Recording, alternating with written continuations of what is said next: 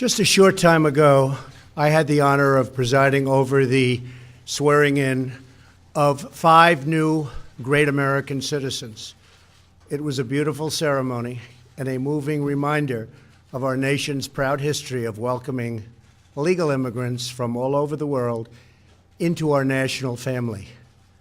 I told them that the beauty and majesty of citizenship is that it draws no distinctions of race or class or faith or gender or background.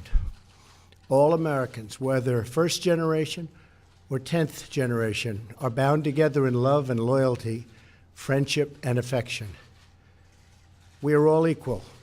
We are one team and one people proudly saluting one great American flag. We believe in a safe and lawful system of immigration, one that upholds our laws, our traditions, and our most cherished values. Unfortunately, our immigration system has been badly broken for a very long time. Over the decades, many presidents and many lawmakers have come and gone, and no real progress has been made on immigration. We are now living with the consequences, and they are tragic, brought about by decades of political stalemate, partisan gridlock, and national neglect. There is a humanitarian and security crisis on our southern border that requires urgent action. Thousands of children are being exploited by ruthless coyotes and vicious cartels and gangs. 1 in 3 women is sexually assaulted on the dangerous journey north. In fact, many loving mothers give their young daughters birth control pills for the long journey up to the United States because they know they may be raped or sexually accosted or assaulted. Nearly 50 migrants a day are being referred for urgent medical care. Vast quantities of lethal narcotics are flooding through our border and into our communities, including meth, cocaine, heroin, and fentanyl. Drugs kill 78,000 Americans a year and cost our society in excess of $700 billion.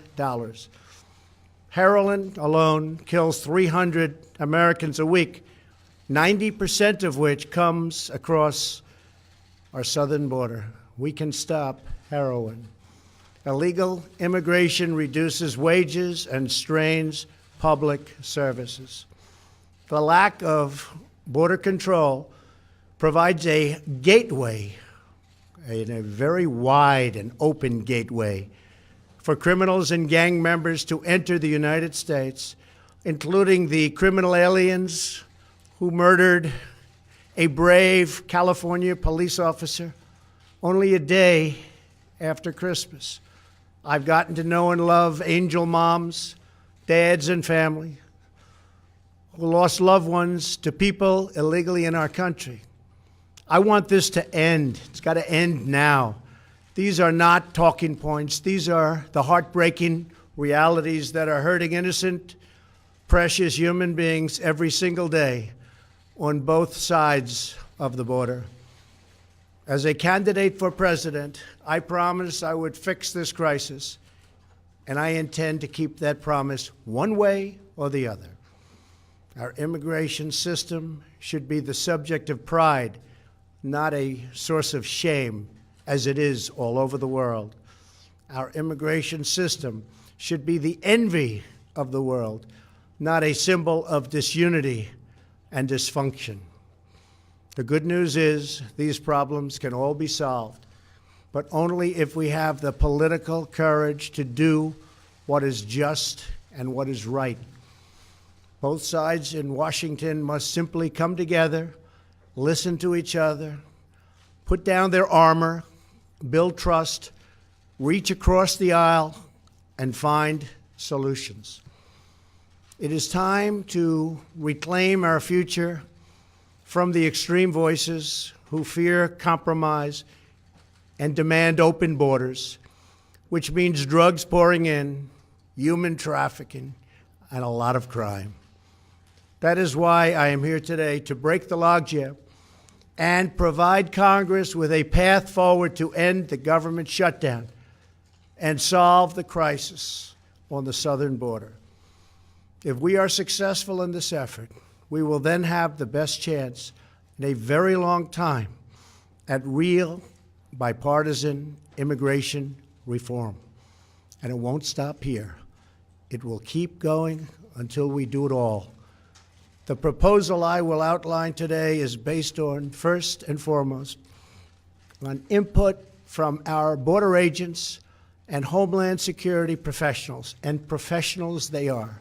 They know what they're doing. It is a compassionate response to the ongoing tragedy on our southern border. In recent weeks, we have met with large numbers of Democrat lawmakers to hear their ideas and suggestions. By incorporating the priorities of rank-and-file Democrats in our plan, we hope they will offer their enthusiastic support, and I think many will. This is a common-sense compromise both parties should embrace. The radical left can never control our borders. I will never let it happen. Walls are not immoral. In fact, they are the opposite of immoral because they will save many lives and stop drugs from pouring into our country. Our plan includes the following: $800 million in urgent humanitarian assistance, $805 million for drug detection technology to help secure our ports of entry, an additional 2,750 border agents and law enforcement professionals, 75 new immigration judge teams to reduce the court backlog of, believe it or not, almost 900,000 cases. However, the whole concept of having lengthy trials for anyone who sets one foot in our country unlawfully must be changed by Congress. It is unsustainable. It is ridiculous. Few places in the world would even consider such an impossible nightmare. Our plan includes critical measures to protect migrant children from exploitation and abuse. This includes a new system to allow Central American minors to apply for asylum in their home countries and reform to promote family reunification for unaccompanied children, thousands of whom wind up on our border doorstep. To physically secure our border, the plan includes $5.7 billion for a strategic deployment of physical barriers, or a wall. This is not a 2,000-mile concrete structure from sea to sea. These are steel barriers in high-priority locations. Much of the border is already protected by natural barriers such as mountains and water. We already have many miles of barrier, including 115 miles that we are currently building or under contract. It will be done quickly. Our request will add another 230 miles this year in the areas our border agents most urgently need. It will have an unbelievable impact. If we build a powerful and fully designed see-through steel barrier on our southern border, the crime rate and drug problem in our country would be quickly and greatly reduced. Some say it could be cut in half. Because these criminals, drug smugglers, gangs, and traffickers do not stop at our border.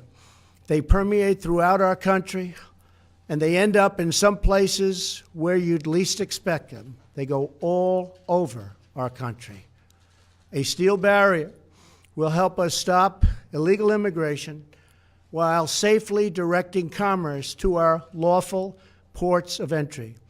Many of these security ideas have been proposed by Democrats themselves, and all of them have been supported by Democrats in the past, including a physical barrier wall or fence. Furthermore, in order to build the trust and goodwill necessary to begin real immigration reform, there are two more elements to my plan. Number one is 3 years of legislative relief for 700,000 DACA recipients brought here unlawfully by their parents at a young age many years ago. This extension will give them access to work permits, Social Security numbers, and protection from deportation, most importantly. Secondly, our proposal provides a 3-year extension of temporary protected status, or TPS. This means that 300,000 immigrants whose protected status is facing expiration will now have 3 more years of certainty so that Congress can work on a larger immigration deal, which everybody wants, Republicans and Democrats. And our farmers and vineyards won't be affected because lawful and regulated entry into our country will be easy and consistent. That is our plan. Border security, DACA, TPS, and many other things. Straightforward, fair, reasonable, and common sense with lots of compromise. Senate Majority Leader Mitch McConnell has pledged to bring this bill to a vote this week in the United States Senate. Our proposal is not intended to solve all of our immigration challenges. This plan solves the immediate crisis, and it is a horrible crisis. It is a humanitarian crisis like we rarely see in our country. And it provides humanitarian relief, delivers real border security, and immediately reopens our federal government.